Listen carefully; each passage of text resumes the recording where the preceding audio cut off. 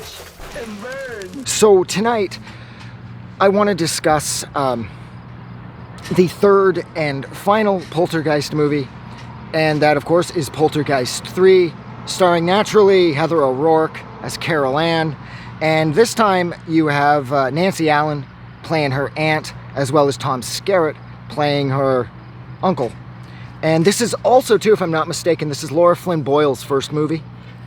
And whereas I saw this movie when I was a kid, and I thought that the mirror effects were so clever, and they were so smart, and they were so scary, that it sort of helped to sort of gloss over the fact that the last third of this movie is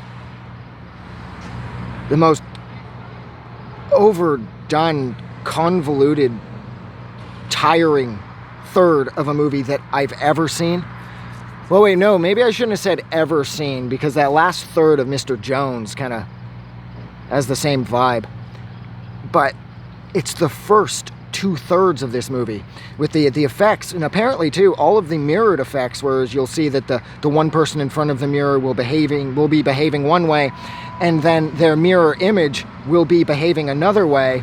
That was all done on stage, like it was the actors essentially playing their mirrored selves. So all of the effects were 100% practical, and the fact that this takes place in a building that is predominantly mirrors was such a great idea as far as being able to build in some realistic and very effective scares. Like, for things as simple as having one of the pieces of art in the gallery that Nancy Allen is, I believe she's the curator. I think she is, at least. Well, anyways, she works at the gallery, and of course, her husband, Tom Skerritt, it's his building, so they're the power couple. So she'll be sitting next to one of the sculptures that'll be there. It'll be shaped like a person, and then you'll see its head turn and look at her in its mirror reflection, and of course her back is turned to the mirror, so she has no idea. Now, every character at some point does start to put together that something's going a little squirrely here. Like, she's having a discussion with Tom Skerritt in their apartment in the building at one point, and then he walks away, and she just happens to look back at the mirror that he was standing in front of, getting his suit on and doing his tie up, and she sees him then turn around and walk away after her actual husband has already left the room.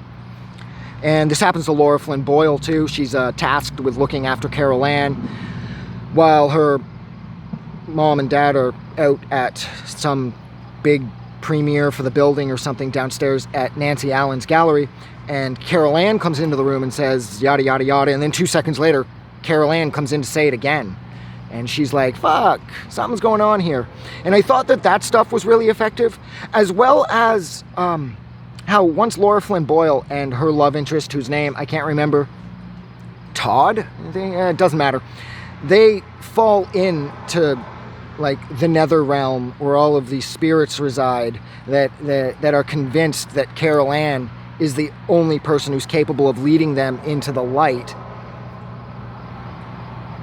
And then once Laura Flynn Boyle and her love interest are sort of freed from this nether realm, and they're all covered in this like sort of odd looking ice, some intense looking, odd looking ice, and you think it's them, it's not them. As it turns out, they killed Dr. Seaton, Carol Anne's professor, teacher at the school for gifted kids that she attends, who's a complete and useless asshole.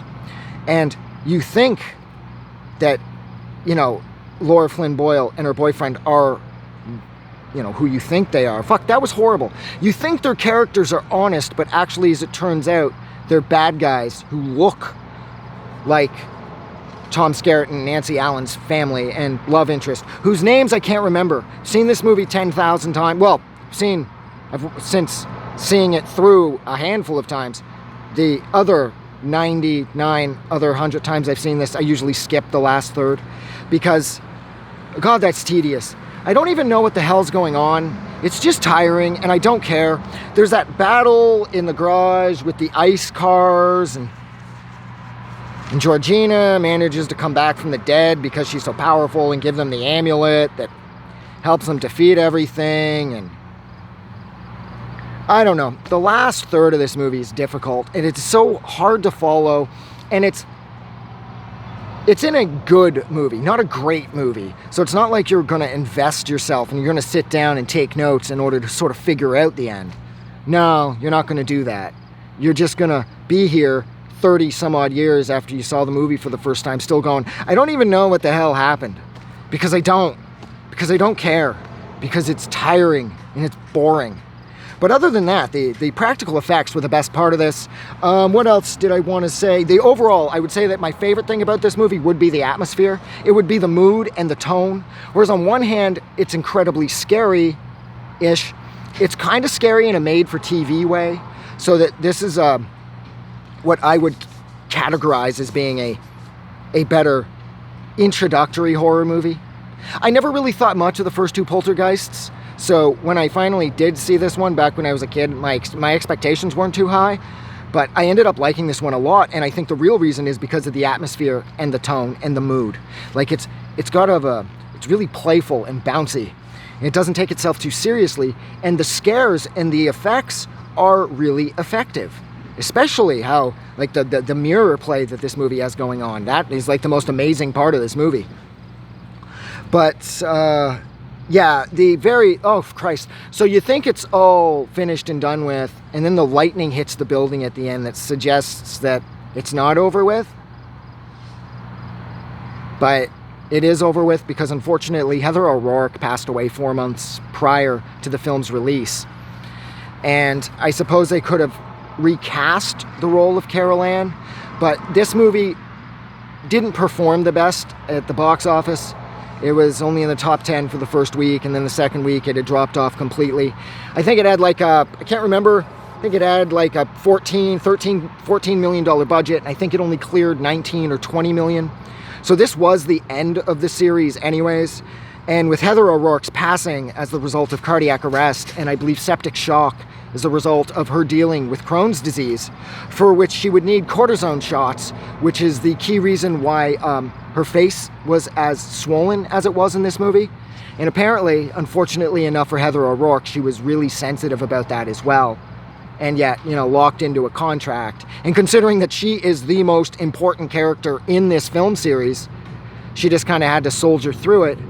And this would be her last film. And she died, I believe, February 1st, 1988, which wasn't even a full month after her 12th birthday.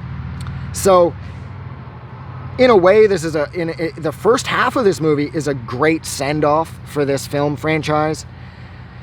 But that last chunk is just really boring. So, I think I'll stop there. So, thank you so much for hanging out with me while I discussed the final Poltergeist, and that is Poltergeist III from 1988, if memory serves. Like always, if you like this review, don't forget to do something nice for somebody. But please don't forget that the world is actually a better place because you are in it. And I'm gonna go. Have a good night. I just wanted to say thank you for making it through the entire video. I really appreciate it. And I'm going to remind everyone one more time, even though I've probably already done this in the video that you just watched, to please click the like button as well as the subscribe button because it helps this channel grow. And thank you for hitting like and subscribe, and we will see you guys really soon.